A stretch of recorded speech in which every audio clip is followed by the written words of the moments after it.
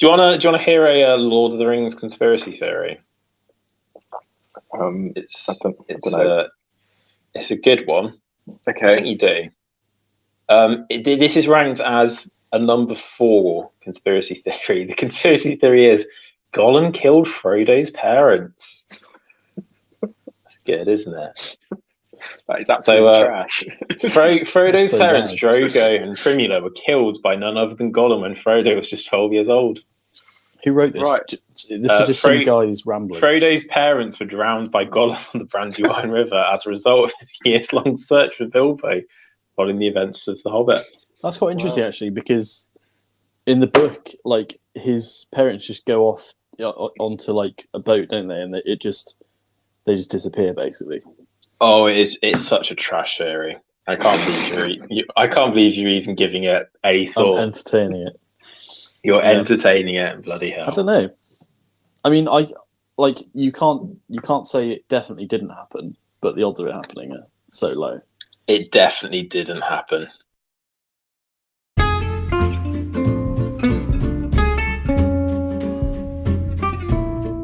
Hello and welcome to the Hobby Breakfast Show, kicking off your mornings with Wargaming Chats. As always, I am your host, Onod, and I'm joined by today, OT. Good morning, everybody. And the Mayor. Top of the morning to you all.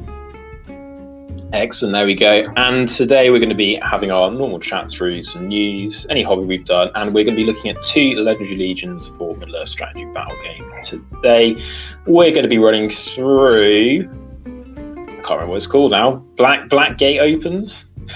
There we go. Good, got one. And Men of the West.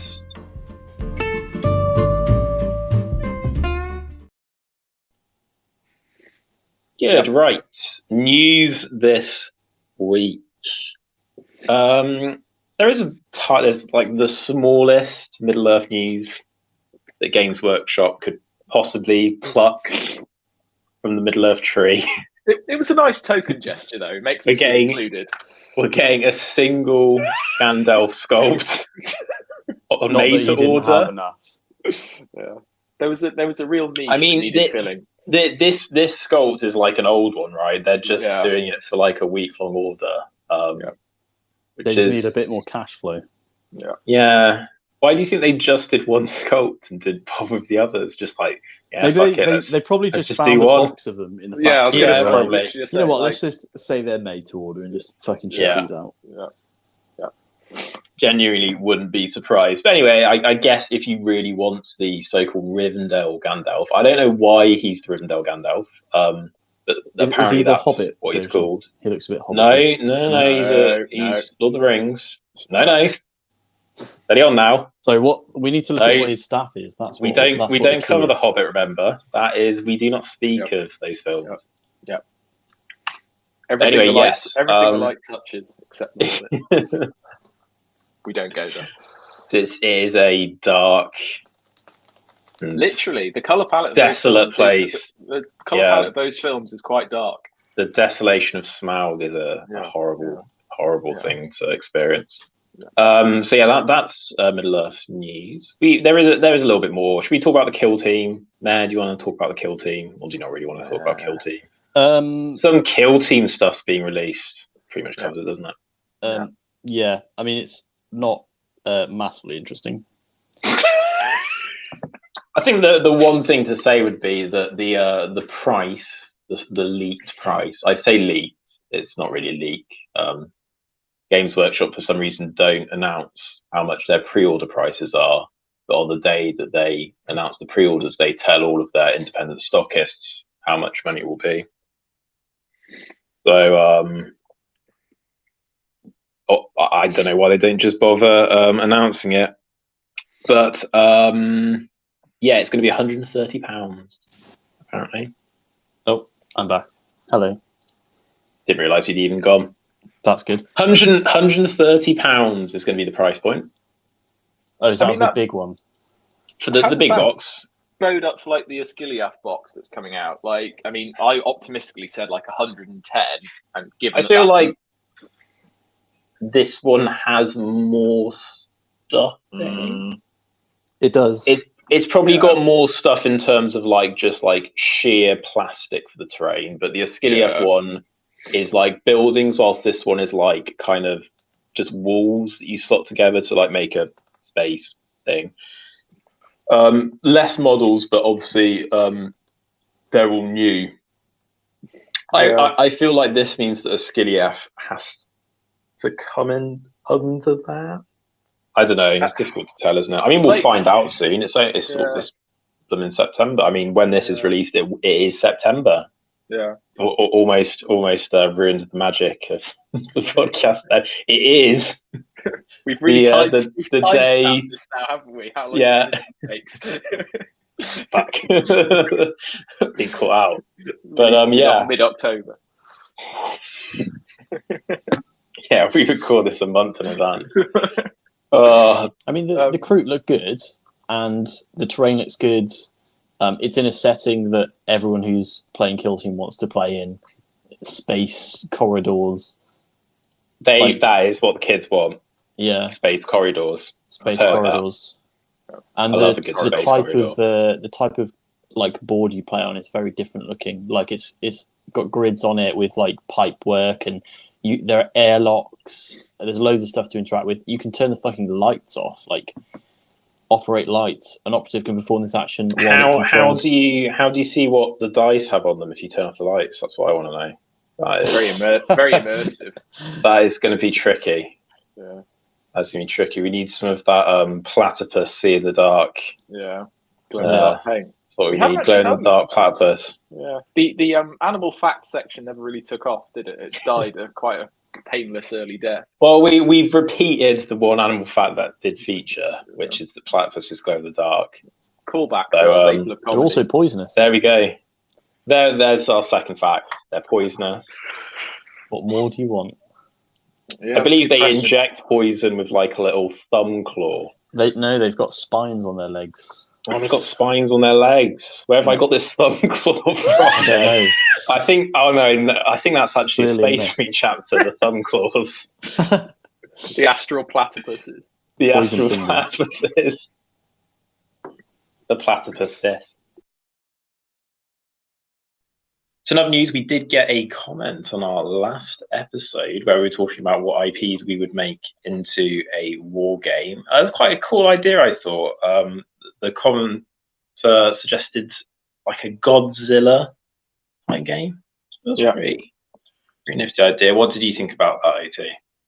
Yeah, I mean, it's cool. I'm not personally the biggest fan of the Godzilla franchise, but like I can definitely see the attraction of making those.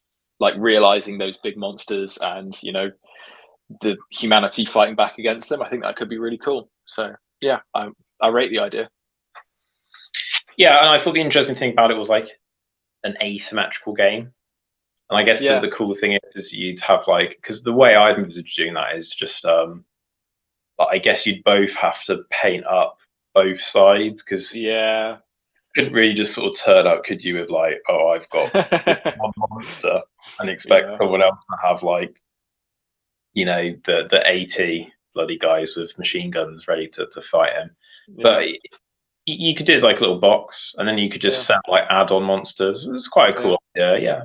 I mean, anything that's asymmetric, I think, is really interesting because like it poses, I mean, because most games are designed to have like relatively similar forces. Like when I think of SVG, like broadly speaking, unless you're running a bit of an out there list, you're going to have similar ideas going on. So like this idea of like deliberately, it's the easiest way to like balance game, isn't it? So it would require some sort of thing. I think the really cool thing though, and just kind of bandwagon onto this, is if you do like monsters, you can then use like smaller terrain and you can like pack in like a proper like city, and like it gives you the potential to actually like remove buildings and stuff.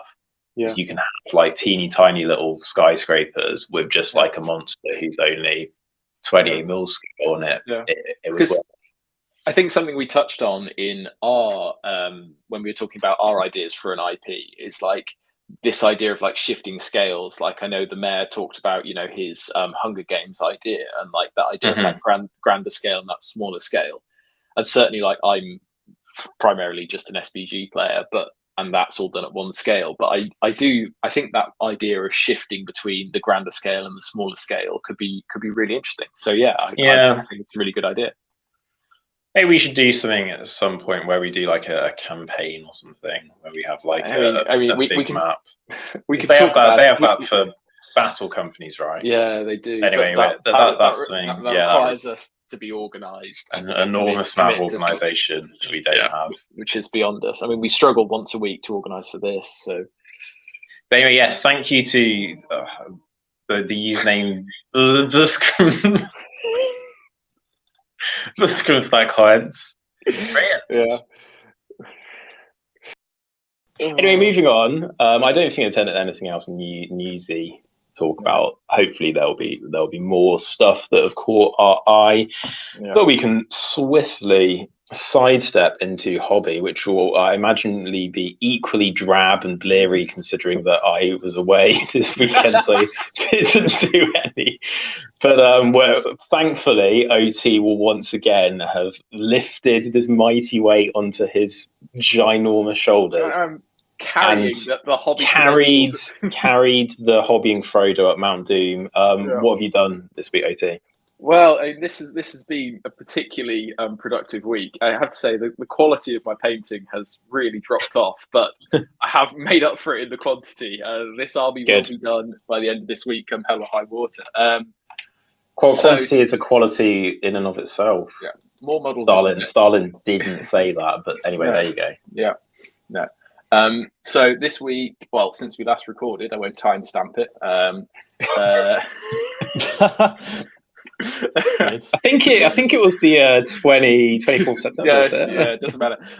So I've done 8 Orcs with Shields.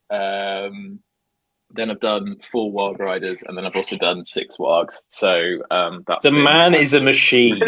This is my output. Oh yeah, so I've got my special Warg Rider brush. Basically, it's an old brush. It doesn't distinguish between paint types, only model types. Yeah, he has an outdoor brush, a goth mod brush. It's an extra special brush I ordered from Army Painter, and I was hoping it would come with just special one because tip. It was more expensive, of course. Yeah. It's one of the white-handled ones, isn't it? You've really been fucking diddled for that white. I was hoping it would come with just 1 point, but after a mere 20 minutes of painting, it actually turned out it had about 7. So what I do instead.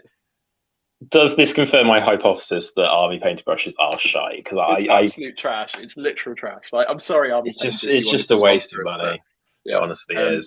I don't want them to. Yeah. But it's now got 7 points, which is really useful for cavalry models because you can literally just dip your paintbrush in the pot and then just bit of dry brushing. It only really works on like a Warg which doesn't have like a rider on though. Yes, that has like as long as you're just painting a monocolor model, it's fine. Yes, it excels in fact. But shout out to Army Painter. It's the Wargamer Regiment brush. Sponsor us. Shout out. They are providing high quality brushes if you are looking for. No, they're not. No, it's not high quality. If you expect to maybe paint 2 models max with a brush, so they are the company for you. Yeah, and it's really they're the really game. They're the Games Workshop of brushes, really. Yeah. But yeah, so my other recommendation is actually just shitty brushes from Hobbycraft because they hold their point much better. There you go. That's correct. So you can spend. Just find as many brushes as possible on Amazon for as cheap as possible, and that is the correct method. The thing about Hobbycraft brushes is because they're so crap. They're like tough as nails, so like you can paint really badly and barely. And you don't feel bad about throwing them in the bin. No. Whereas if you drop 16 quid on Army Painter brushes, you're like obligated to try. I feel like you should actually I feel like you might actually be able to get a refund or something because that is pretty poor. It is bad. I mean, to be honest, maybe not now you've painted all those Wargs, but yeah. Jesus, But yeah. There you go. That's my recommendation for the week. Brilliant. I've got like 6 Orcs with Shields left, a Barrow White, which I'm saving to the end as a special treat. And then that's it. So then I'm done. I mean, you churn through that Angmar. I really have. Bloody impressive. I mean, the next list hopefully is Riv Knights once Glorfindel goes back on general order, and hopefully they release Elrond fairly soon, because that's basically my list. So that's good. That would.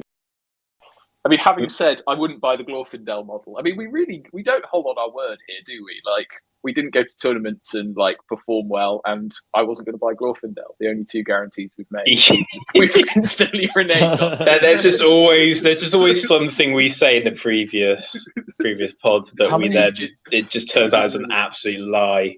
How many knights is your list? I think it will be 12. And is that how many points?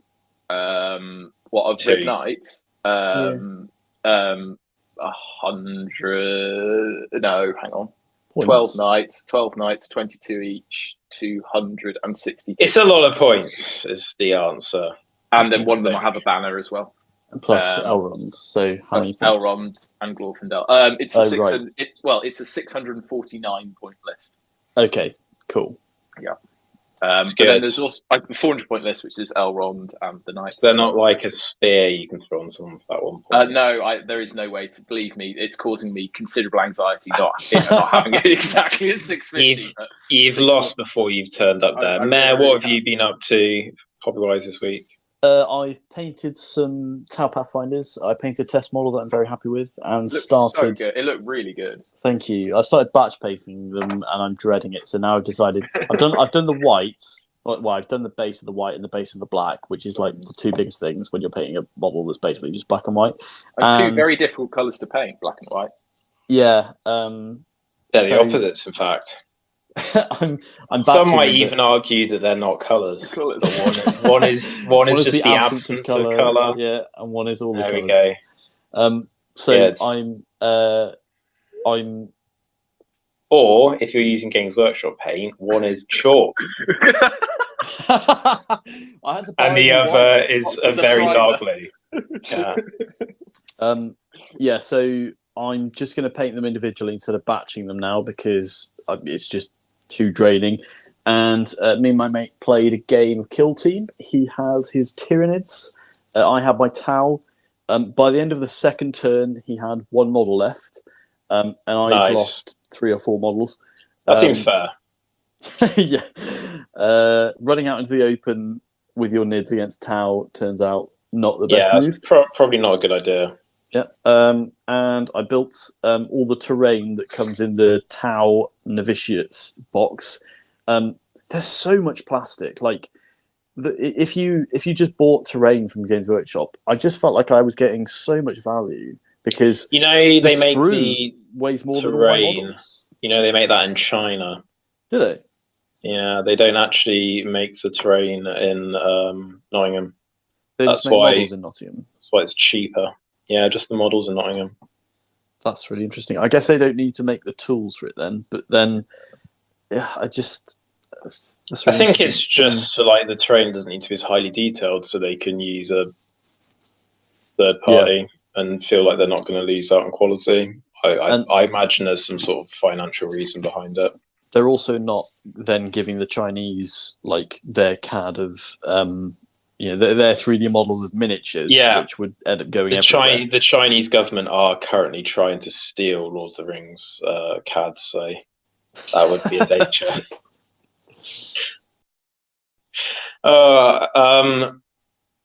I don't know if I've done. I have done a little bit of painting. Of the wall in your bedroom. I haven't actually done any decorating this week. It's still bloody just like the wallpaper just half. Yeah. Just before I came to make me feel a bit uncomfortable in the room. That was the main reason for ripping some wallpaper off my wall.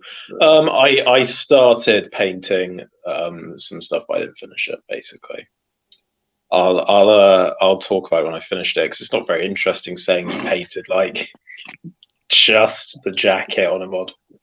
And that's it. Wow. Yeah, I bought some stuff. Which is a hobby in and of itself. Well, no, because we should. I mean, we could genuinely do like a whole episode just on your flipping insane Hobbit army. Like, No, we're saving that. We're saving that. It's just I want to create a dumb army too. Yeah, it's gonna be good. Yeah. We'll talk more about that when I'm actually constructing it. But yes, I have bought Gang of the Shire. Yeah, we'll get into that later on. Good, right?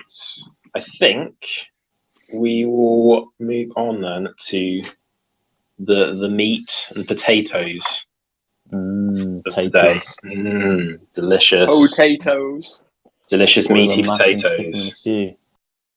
But anyway, yes. Should we start with the Black Gate Open?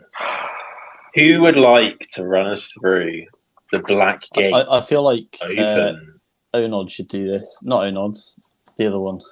I was going to say I don't have the book, so don't make me do it. OT should do it because he won't be able to bear reading out the Men of the West. Yeah. The other one. Yeah. OT, go on. Okay, so for this one, it's based around the scene at the end where Aragorn and his mates advance towards Mordor to try to distract Sauron. So this is the evil force. So you get Mouth of Sauron, Mordor Troll Chieftain, Rannorc Captain, Orc Captain, and then Orc Warriors, Rannorcs, and a Mordor Troll. So essentially, no named heroes apart from Mouth of Sauron, and then Trolls, Rannorcs, and Normal Orcs. And then the additional rules are basically the Mordor Troll Chieftain you have to take. He has to be your leader. And he gets some buffs. So he gets an additional Might, Will, and Fate, which is quite nice. And he's also fearless, so terror doesn't matter. And then the other bonus you get is it's actually quite similar to the normal Mordor army bonus, but it's probably slightly better. It's based on the individual fights rather than just the whole army. So if you outnumber your opponent in a fight, you get +1 to wound if you win the combat. So yeah, that's what you get. The notes at the bottom, it's literally designed to represent that scene in the movies where that Mordor troll attacks Aragorn and stands on him. Famously a lethal maneuver. And he pokes him with a knife. rather than Andor on a 4+. Gotta be gutted, right, for Aragorn. That's his present from Lothlorien, and all he does with it in all of the movies is throw it at Lurtz. Yeah. He then throws it back at him. He deflects it, doesn't he? No, Aragorn deflects it when Lurtz throws it back. Yeah. And he stabs the toe of a troll. What's the normal Mordor army bonus? You get +1 courage and I think +1 to wound if you outnumber your opponent as a whole. Okay. So it's based on the total number of models in the army rather than the individual fights. I think that's actually better, isn't it? Because even if you're above them by 1, your whole army gets it. Yeah. Whereas in this case, if you were going to get it with everyone, you'd have to outnumber everyone else in a fight. So you'd actually have to have more than double what your opponent has in model count to get this bonus with everyone.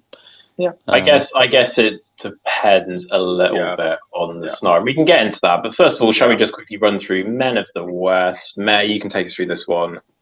Men of the West. So we don't need to really go through lore because it's the same bit. Hence why we have cunningly discussed both. We're so well prepared. It's unbelievable. The planning is out of this astral world. Well, I mean, we could leak the Google Doc with, the next 52 weeks of content lined up. Very well planned. Not all of it's good content. Very little of it is very good content. If this was an anime, there'd be like one key episode which we shoved in episode 2 with actual things people want to hear about, and then we really shot those too early, and it's just absolute trash after that. Go on, Mayor, take us through. I've just been rambling. Okay. So the army composition, all models in this force must have the infantry keyword, so no cavalry models are available. That's one of the prerequisites. Only Gondor hero models can lead Gondor warriors, and only Rohan heroes can lead Rohan warriors. And your force has to include Aragorn, King of Lesser, who is always the army's leader. So here are the options.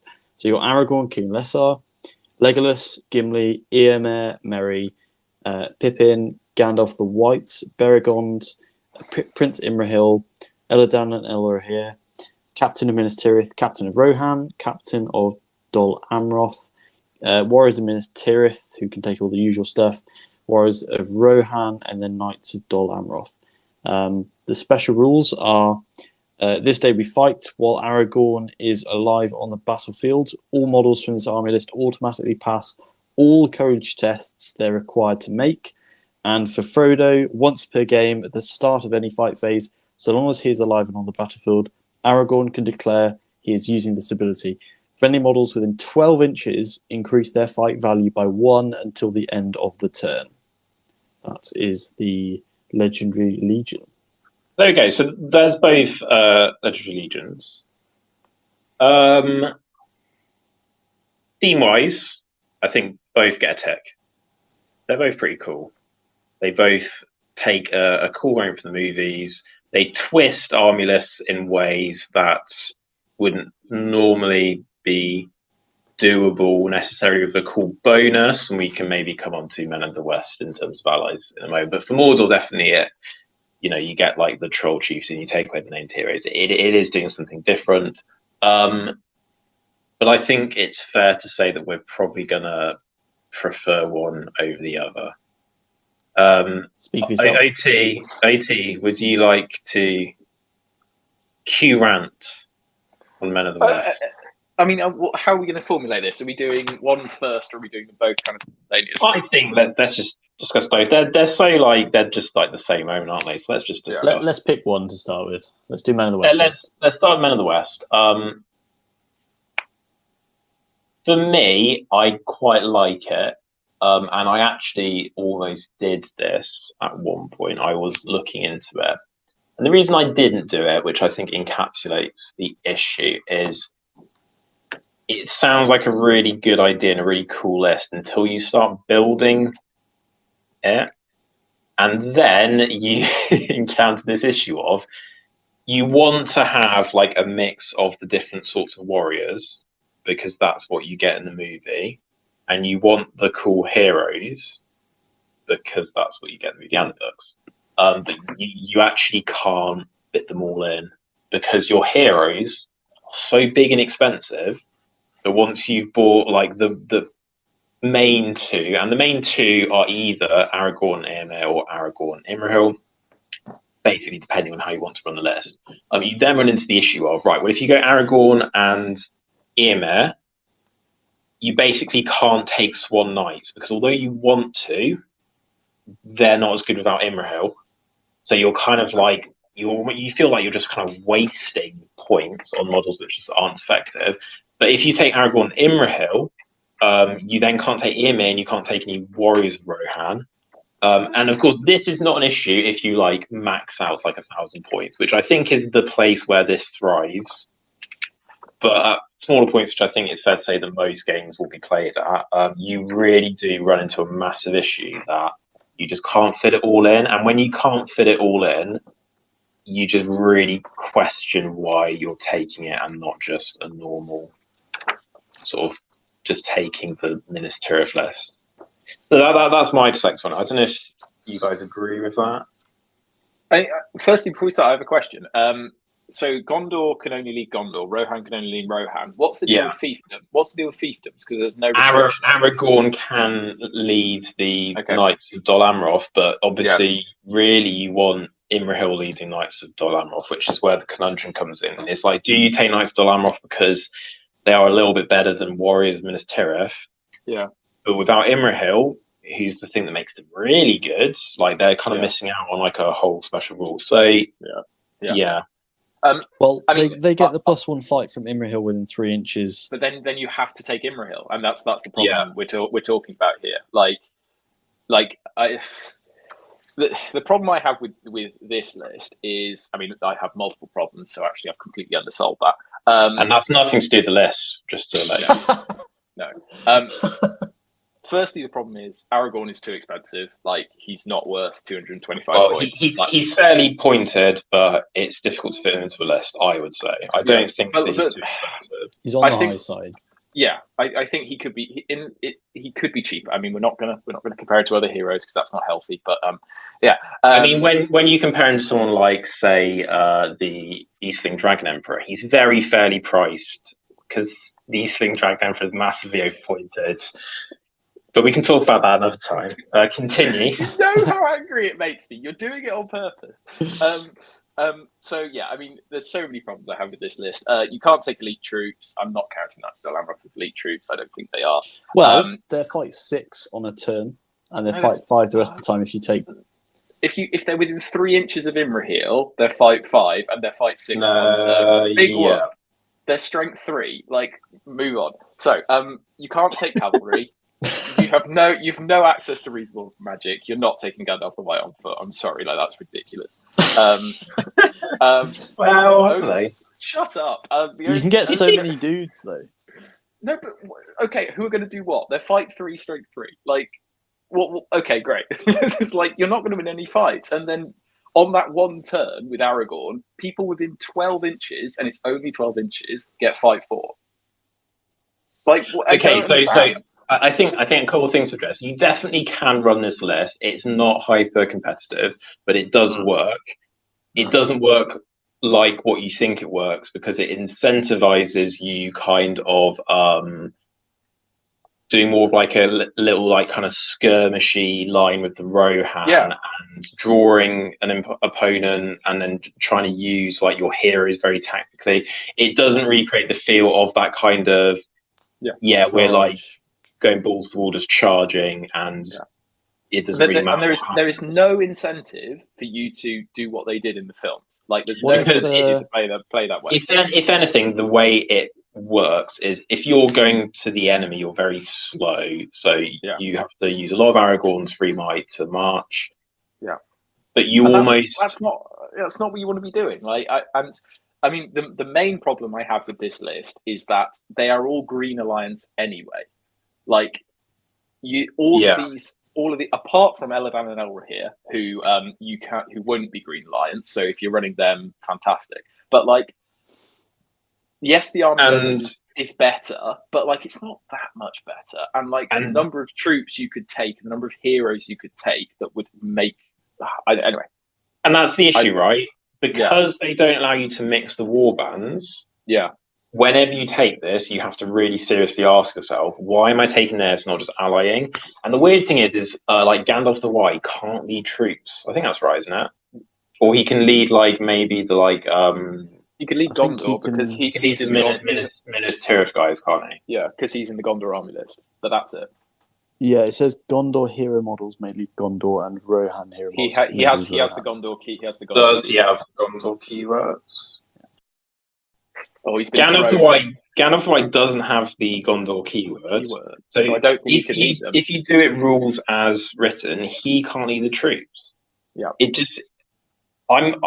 stupid. It's been FAQ. So bad. What if you go? I'm going to FAQ this because it must have been FAQ. Yeah. It would be ridiculous. Anyway. Yeah. Keep going there. Go on. I mean, I can keep ranting for this for a while. Like we're not even halfway through my material on this. So like but I don't know. I think it's the most obvious example of a real missed opportunity. This Legendary Legion. I don't think it does what you need it to do to replicate the scene. Like the only way to run this in a way that you're actually going to win a game is not how it actually played out. And like the restrictions are just too much. And there's nothing in the FAQ. Yeah.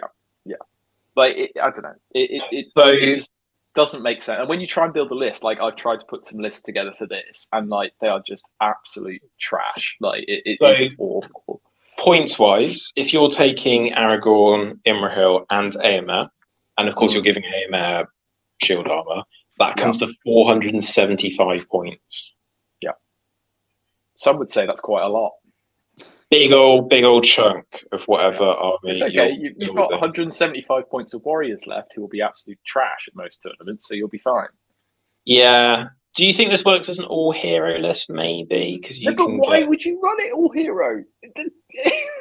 Because you could bring some, like, massive heroes and actually obviously you have not on horses. You have the downside of not being mounted, but at least you do have that heroic march each turn. But okay, you get 1 turn of +1 fight, and they're fearless. I mean, most of them are courage 6, courage 5 anyway, so that isn't going to be too much of an issue. Yeah, if your opponent has any mobility or any ranged attacks, they're just going to be avoiding you and shooting you. So you're not going to have board control. The way to play this then ends up being you probably take Aragorn and Eomer with reasonably large warbands, because if you're not taking them as is, then you've got to make use of the points that you aren't spending on horses and you're not spending on the elites to run it as a horde.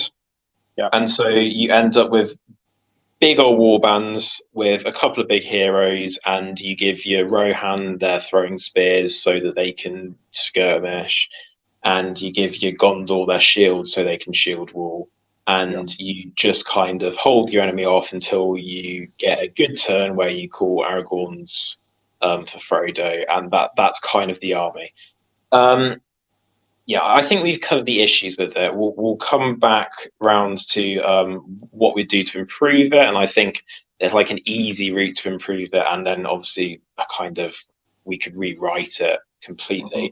Let's quickly do Blackgate though before that. Blackgate, I quite like this one. I think the army bonus is maybe a little underwhelming, which we kind of touched on with it being dubiously better than what you get from Mordor anyway.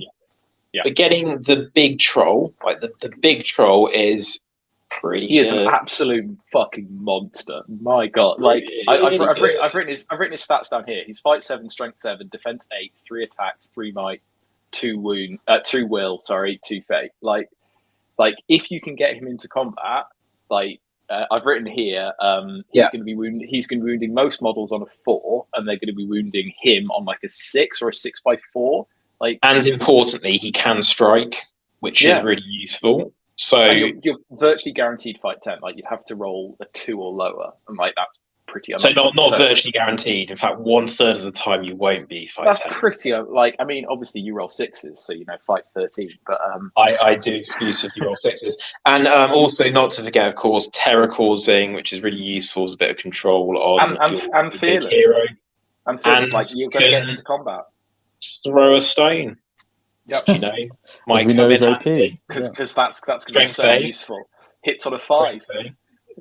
I mean, you say that. I think there are legitimately situations where with a troll it's useful to throw a stone. I don't think there are many of them though. I think it will probably. I can see wanting to do it every now and again. Obviously, he has access to the monstrous ability, so he can do the Rend barge. So he essentially gets like not a proper heroic move, combat, but like heroic combat, but a kind of slightly inferior version. He can so he's got stuff. He's a nice hero. I guess the question is it worth taking the Legion just for him? And I think if you really like him, I think he is really cool. You do, of course, get the one named hero who is Mouth of Sauron. He's actually all right. He's definitely a supporting hero, but that's what he's for in this list. So he works as a supporting hero. He's not the same as like a ring wraith, but along that kind of line, like a really solid budget caster, and I think he's always going to do something, and he's not useless in combat, especially if you put him on a horse. I would. Both the lists I made at 400 and 650, I put him in, and I think he'll be solid. He has the advantage of, unlike a ring wraith, he isn't going to puff out of existence. Yeah, but then sometimes it is an advantage. Well, dudes, of course, killing your own dudes is very useful, as we all know. But solid military tactic. But he's okay. He's got fight 5, 2 attacks. He's got 4 will. He actually has pretty good Drain Courage 2+, Transfix 3+, Instill Fear 5+, Transfix and 3+. Transfix is all you need, I think, especially when you're running trolls. 12-inch range, and you're mounting him on an armored horse, so it's an effective 22-inch range. He's actually pretty decent. And then, Drain Courage, he causes terror, the troll causes terror. It's not insignificant. Yeah. That could be useful. And you could go full Monster Mash and just go Chieftain with trolls. Well, when I was reading on my troll list, this was one of the things I looked at. The literal trolling list. That's not happening. Max out trolls for financial reasons more than anything else. When we're actually building this list, I think you can take Morannons, right? Yeah. Do you just spam Morannons with this list? Essentially, yeah. Like I think it's worth the upgrade. I tend to do a Morannon front line and then a Mordor Orc back line, just because I think that's a fairly efficient way to spend points. How does the special reward? Do you need to in base contact, or does the spear support count? So note that supporting models do not count for either side. That's quite a I'd be tempted not to bother with the models and just spam as many as possible to make it more likely that you get more 2-on-1s. Because I feel like if you're taking a backline, you're basically saying, I'm never going to have a 2-on-1 if you take spears. And because you've got trolls, you haven't got that many models anyway. Yeah. And if your front line breaks, then you've only got a line of orcs left, as opposed to having just Morannons. Because if you had Morannons with shield spear, you could fan out if you wanted to, but you have that option of having it. So when the terrain gets close, you don't want a line of swordsmen like a mile long, because it's going to be like the film 300. So it's maybe not the most interesting in terms of like diversity. Like you're basically just taking 3 or 4 kinds of models and just maxing out. But I think it's quite fun. Yeah, a slight problem with this list, like in terms of like if you're looking at it competitively, is that it's quite nice at 400 because basically I took the Chieftain, who I think is really good with the upgrades, and then Mouth of Sauron, and those were my 2 warbands. Beyond that, you have to start taking like Orc Captains and things like that, and like they're just not as strong. They're fine. I put a shield on them, but they're fine, but they're not as good as those 2 heroes. So I think the parallels just drop off a bit. Like, I mean, this list at 1,000 points, I think, would be a bit of a shit show because you just have a shitload of orcs with that Mordor Chieftain in there. It's interesting because you say like when you max out the points, like if you play these 2 against each other, I feel like at the big points, I'd favour Men of the West just because you can actually afford the big heroes. Yeah. But then at the small points, this one, like Men of the West just won't be able to deal with it because it just won't have enough. I mean, I think the Mordor Troll Chieftain would beat Aragorn in combat more often than you'd like to think because he's fight 7. I mean, you force Aragorn to strike and free strike. I guess it depends a little bit on. Obviously, if you did them in like a vacuum, I don't think that's true. If Aragorn's being forced to use his free might on move in an actual game, I'm still not sure if he beats him that often though. Because the Mordor Troll is so much cheaper, I think you would almost be like conserving his array a bit more. And you're throwing transfixes. And just using it, and like because I think that combo with Mouth of Sauron would be really powerful. And also, like if you're taking this at low points, you're not getting that many troops to back up Aragorn, and they're going to be fucking trash if you do. Whereas Aragorn, I don't know. I think the really interesting thing would be to say that you can take Mouth of Sauron with Mordor Troll Chieftain for the same point as Aragorn. And then I think it's fair to say that actually the Troll Chieftain is probably scarier than you'd like to think. Because if you're starting to transfix Aragorn and make him expend his will, and then you've got the big troll coming in. I mean, it's less points combined. It's actually slightly less points. Is it less? I thought it was exactly. Isn't? Oh well, if you take him with the horse, you take him with the horse, don't you? And then they're exactly the same. And I mean, two pretty good heroes versus just Aragorn.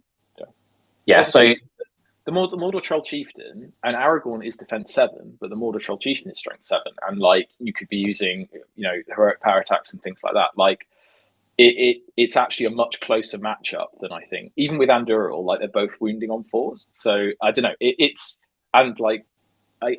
I really value having a slightly higher fight. Like the Mordor Troll Chieftain being fight 7 means that you're not having to spend that point of might unless Aragorn strikes as well.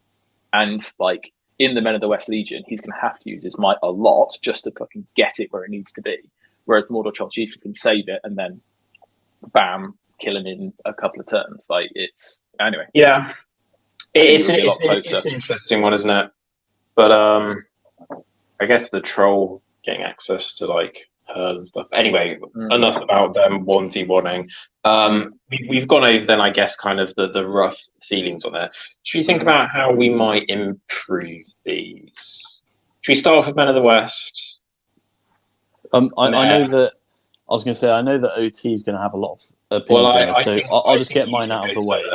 Yeah, I'll get mine out of the way, and then. So I think I love that they pass all courage tests. I think that's good. It's basically a flat upgrade on the Gondor +1. Fine.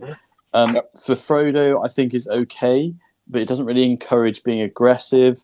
It's a bit of a gimmick. It's not always going to work if you're playing against, orcs or someone you're already a higher fight against.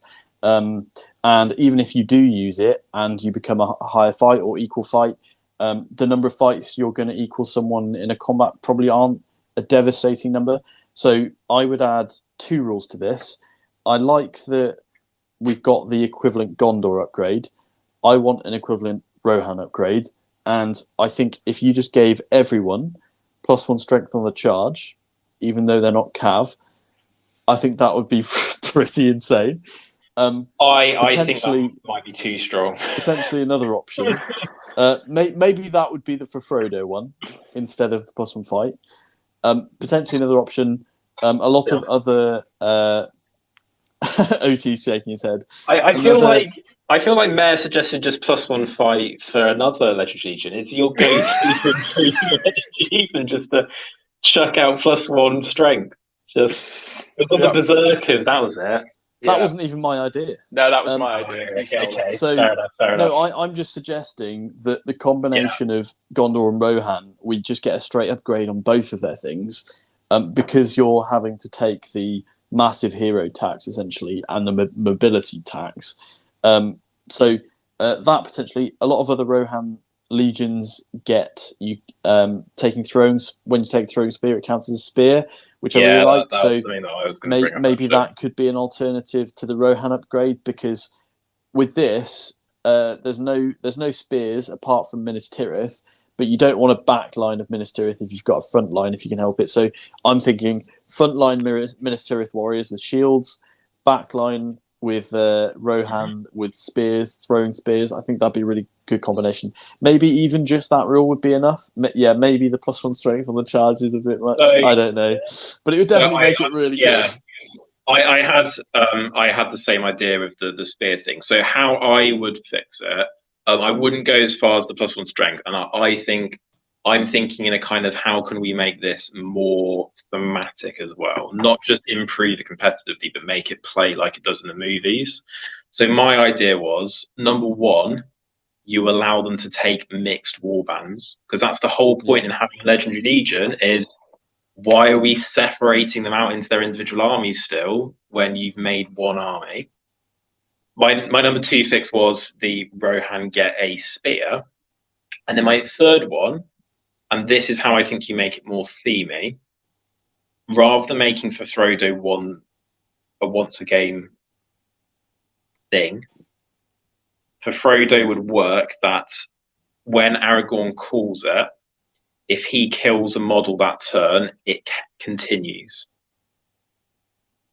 So, but I actually think that is not too powerful, because if you think about it, he has to kill somebody for it to carry over, which means he has to charge somebody. So a clever opponent can ensure that Aragorn can't get it off, essentially. Priority rolls will come into it. So it's not guaranteed, but it incentivizes you to launch Aragorn into the army and to follow him up with the rest, because Aragorn has to try and chain. He has to try and get as many kills as possible, because that's how you keep the +1 fight going, and that's how you get your warriors to also be more efficient. And I think you lose it once he fails to kill someone. Once he fails to kill somebody, it's gone. So I think that's really cool, actually. It's not a kind of guarantees you just get +1 fight for the entire battle. Aragorn will just call it, and then it just lasts forever. It adds a bit of jeopardy it also makes you maybe with Aragorn use his might points in ways you wouldn't normally. So if you're kind of going, well, I don't really want to use one of Aragorn's actual might points, but I'll lose this ability, you might start throwing away. And it makes you maybe be a bit more bolder and a bit more kind of rash with Aragorn, which I think reflects the actual scene a lot better. So that's how I would make this kind of like the top tier of Legendary Legion. And I don't think that's that complicated to do, really. Really, like, when you think about how many like special rules some of the Legendary Legions have, that's not really that complicated. But anyway, AT, you've got a lot to say about this. Off you go. So, I mean, I'm pretty much going to read it what I wrote when I was looking at this Legion a while ago.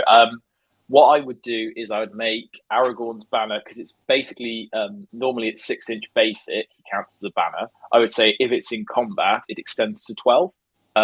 So like if he's like out in the front line in a combat, he counts as a 12-inch banner. I think that'd be quite cool, similar to yours. I would also make the hobbits into banners, and I think that actually incentivizes you to put them in the list, because otherwise you're not putting them in the list. That's a really good point. So, because like in the films, Aragorn does his thing, and then the hobbits are toddling on after him, and I think that would be really cool. So I think it'd be nice. Are they 3-inch banners? Yeah, I and think they're banners for everyone, or yeah. And because the problem is, like, you could make them 6 inches, but then they're only 30. And you've already got Aragorn, right? Yeah, so you've already got Aragorn. So I think that would be enough, and I think it would just be enough to run it in a more themey way to put the hobbits in. Otherwise, you're never including them. I put some like really extreme ones. I'm going to read out verbatim what I wrote down. If you really wanted to get out there and smoke some crack, put the Eagles in from the scenes from the movie, because why not? Oh my god! But they can only come on from 3 turns in. Yeah. So, slightly too late to say. Yeah. And then, I don't know, I mean, you could do something because, like, Aragorn gets trapped by the troll. So, like, if Aragorn was trapped, maybe somebody can call heroic combat to come in and try and save him if they're within 6. But, like, I think that's maybe a bit too conditional. But, like, I think the hobbits should be banners, and, like, there should be some rule about Aragorn being in combat and killing dudes, whether that's extending the banner or, like, I like your rule about it extending. The banner's quite a good one as well, just, like, incentivizing him to actually get in there. You could even do with the hobbits, just saying that other heroes can use their might points if they're their own, just so that you're like going, actually 25 points to sling another might on the in there. It's not too bad, kind of thing. But but there should be a buff for the hobbits, because otherwise there's no incentive to run them. There should be some incentive to take these things. I mean, the other option is to do it as like an all hero list. And just like, if we were to completely change it, just go, you know what, let's just do all the big heroes and let's just give them some rule where they're like move 8 or something, just so that you can actually run it. But I'm not. I mean, you could just change Imrahil to the bonus for the fiefdoms list, where his rule applies to everybody. So then he becomes a 12-inch banner, but then he's just almost strictly better than Aragorn. So I don't think that's necessarily a good thing. But I like the idea of having Imrahil in the list, because otherwise I think he's just a little bit too pricey if he's not on his horse. Yeah. But anyway, that one then requires quite a lot of alterations. Blackgate opens, does that one need that much change? My natural kind of impulse to say it doesn't need a huge amount of change. What do you think? I think the slight issue with this list is I think it gets crushed a bit by magic. And so what I would do, one of the things I wrote down, is I would give the trolls resistance to magic. Like, I think that would just be a nice thing, because otherwise... Would you just give them resistant, or do you think you go the whole hog and give them the Fangorn treatment where they can't? No, I think that's a bit much, because it's one of the only ways that you can actually deal with trolls if you don't have the fighting power to do it. I mean, if Aragorn's barely going toe-to-toe with it, then, you know, what hope does any other army have, really? Yeah. But, like, the problem is, my instant reaction to this list was like, it's great, but if they have like one decent caster and they can slow down the troll, suddenly you've got nothing realistically left to actually kill stuff. So like, I would at least give the troll resistant to magic, but then I might just give all trolls in the army resistant to magic, just so they can actually get in there and do some killing. But yeah, that's my first thought. Yeah, I think if you just kept so instead of having +1 to wound, if you outnumber in a duel, you keep the Mordor thing of if your army outnumbers them, then you get +1 to wound. Yeah. I think that would be like a fair buff, and then you're basically just limiting the list and getting a buff troll. But even that doesn't seem enough. So I think that plus the resistance to magic, maybe even something else small, like maybe something flavoursome but situational. Well, maybe the troll can call like a heroic challenge once per game or something. So I suggest the idea of making him into a banner. Or like everybody's fearless while he's alive. Like I think that might be a bit strong and a bit that's too Sauron levels of and that's dictatorship, you know. But then like it is only a troll. But, and like, he also does run. Yeah. Well, so my idea was once he dies, everybody then has to take a courage test. Oh my god! Do you think there should be some sort of rule to reflect like a chance of Sauron dying with this army, like a kind of this army's like metal, but then at some point, like it's really interesting, like having like auto pass courage until they're broken or something. Yeah, I was just thinking auto pass courage until, or maybe you do something really daft where you roll a dice every turn, and on a 1 Sauron dies, and everyone takes a courage test. I feel like that would lead to some feel bad when you roll the 1 on the first turn, though, wouldn't it? I think you should have some control over it, because like if you roll a 1 turn 1 and your entire army, from turn 5, army flees. Yeah. You can have like a thing where like you need to like roll 3 1s across the game, and you do it every turn, and every 1 you get like adds up, and then when you do hit 3, that's or like 25% it's like a 6, at 50% it's a 5, 25% whatever it's a 4 or whatever. But then that gives you the scope, because that's essentially like a buff to then give that's like a nerf. You can then give them something a bit more to make it more interesting. Yeah. I mean, I really like, in the way that Men of the West revolves around Aragorn, I like the idea of making this list revolve around a troll and trying to like link. That's why I said like they're fearless until he dies or he's a banner or whatever.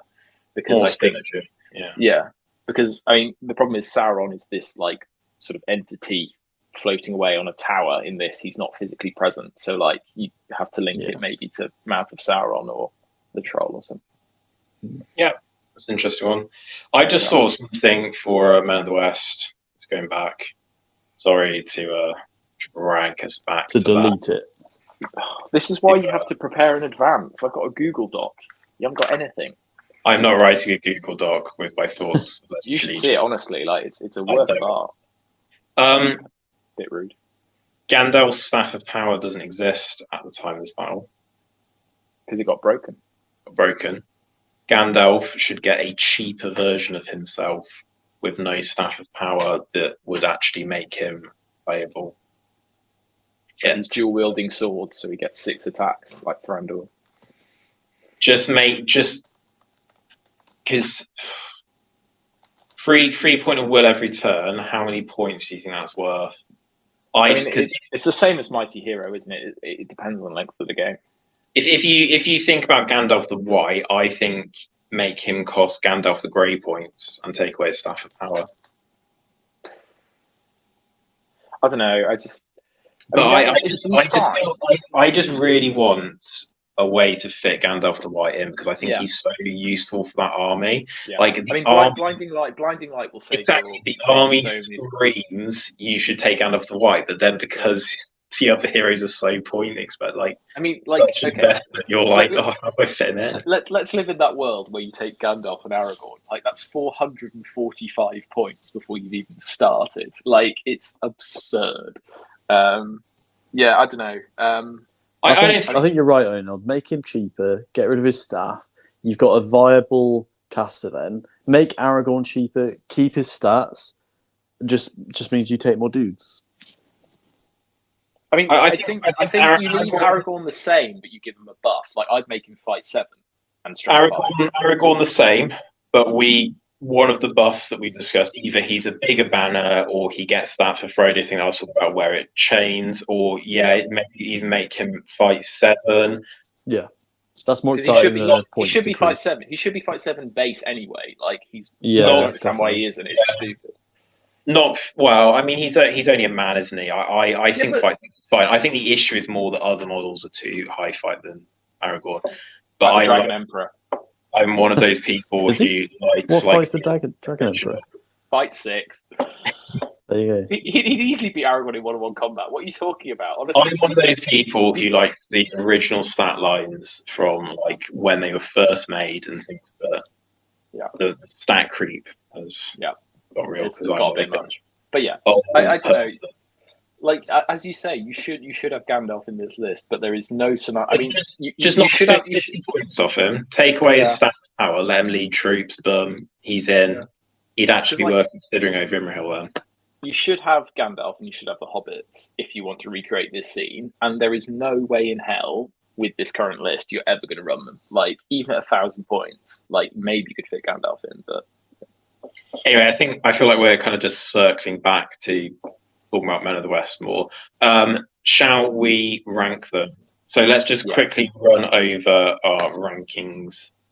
So we've got Fantastic at the top. That's kind of like one which we feel is not only, viable to play, but also combines good theme, has like fun rules, creative, and there's a reason to take it over just the regular army list.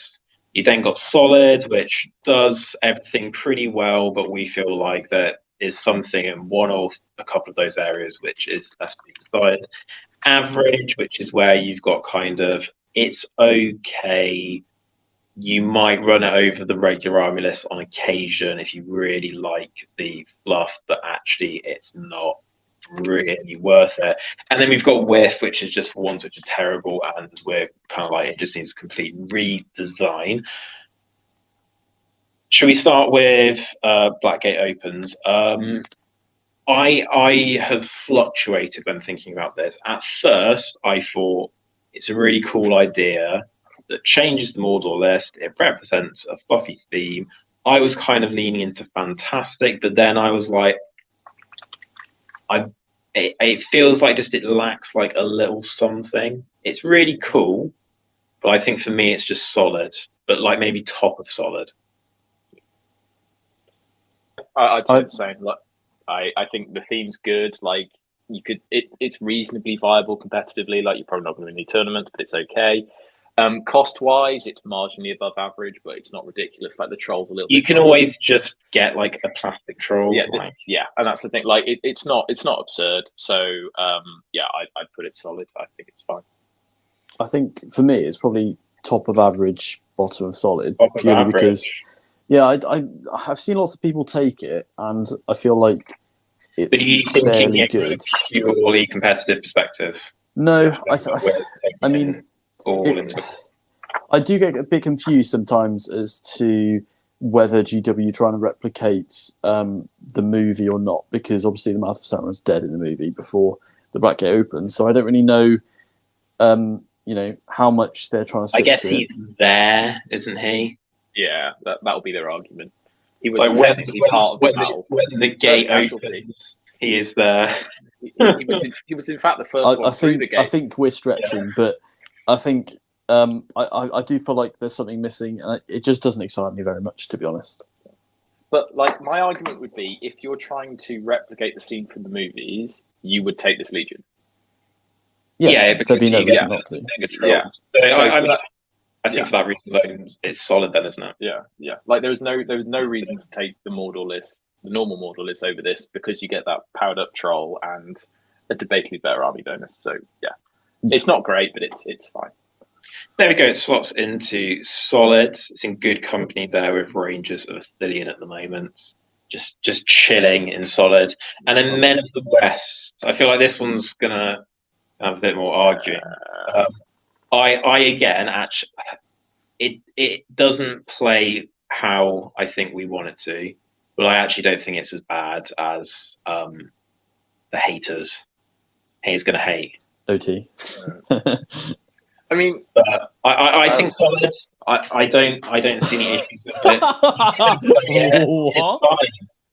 It's solid. You're mad. No. I mean, it scrapes into average if I'm being generous. Like, it's nowhere near where. Come on. It's so bad. It's so bang average. Like, this could have been so cool. Like, you've got so many characters. It's such an iconic scene in the movies, and it's just so meh. Like, there's no. It is underwhelming. It's so underwhelming. You pass all courage tests though. What more do you want? You could run a very themey list using this at big points. It could happen. It doesn't completely fail in its job. And I think that if you want to play it so that you don't lose, you are also able to do that. I don't think that it does enough to be in fantastic, of course not. I don't think it's at the top of solid, but I think it's just a little bit better than average personally. But you're saying very average. Matt, you can have the deciding vote on it. Sorry, OT, so are you actually saying average or whiff? I'll reread from my Google document. This is a huge miss balance-wise, and still a fairly major miss theme-wise. Without our suggested changes, this cannot be any higher than average, and I would prefer to see it in whiff. All that could keep it in average is that it does the bare minimum needed to meet the theme and rule-wise, and it isn't super expensive. So you're going for average? Yeah, fine, whatever. Okay, I'm also going to go for average. I think that's also fairly generous. I think I wouldn't have been surprised if you'd said whiff, to be honest. Yeah. Do we want it just isn't very exciting. It's just not very exciting. If you wanted to play an epic scene, I don't think this does it justice. It's not very competitive. I mean, passing your courage is really good, but you just lose so much from the restrictions. I think it's not very competitive. OT's right. It does the bare minimum to represent the scene, and it's just not very exciting. You're making me feel like I'm being too generous now. Yeah. Well, 2v1, it's in average. I just looked and we put Army of Gothmog in average, and now I'm thinking I was much too generous because I again feel like Army of Gothmog probably does as much, if not a bit more. So now I'm starting to feel like actually maybe we should really consider whiff. Is whiff too much though? I'm just thinking about what we're going to be putting in whiff, and I feel I don't know if it's that. It depends, doesn't it? Like, my argument would be for why I hate this one so much is that it should have been more. Like, there are certain legions, like say Lurtz's Scouts, that you can't do a lot with because it's Scouts with Lurtz. But like this legion has so many named characters that you could have done so much with, and instead you say, okay, we're going to pass courage tests, and one turn we'll get +1 fight. Like, okay, fine, yeah, you've convinced me. Whiff. We should make it a whiff. It's a whiff. You hear that, Jay? It's a whiff. Like, he watches this. They're going to be like a new sound effect for that. He's not going to lose any sleep, is he? He's too busy winning tournaments with Lothlorien. What a madman. Yeah, he'll probably now run Men of the Western Wales. Yeah. Tag us. Yeah. We need that exposure. We'll take it. If we have to be controversial. If we have to be controversial to make it to the top. No, it's fine. So that's our first ever whiff. There you go. Who was that idiot? He said solid earlier. What a knob. I mean, the problem is, like, you have to think which legions are worse than this. And, like, there are so few that I think are going to be worse. Whereas I think a lot of them, I'm going to redeem myself in J. Claire's eyes.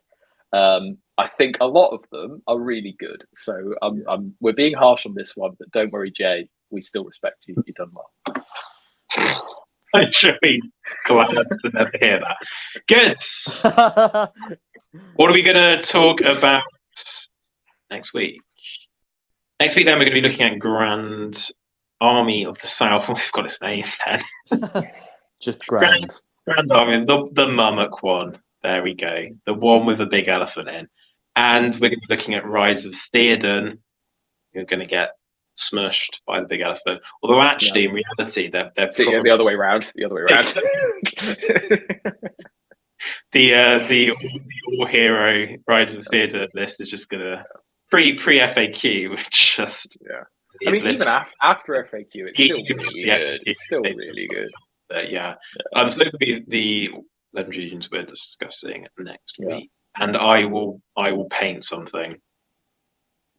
I'm not saying it's what's the walls in your spare room after you've taken the wallpaper off. My spare room after taking paper off. Yes, thank you, OT. Brilliant.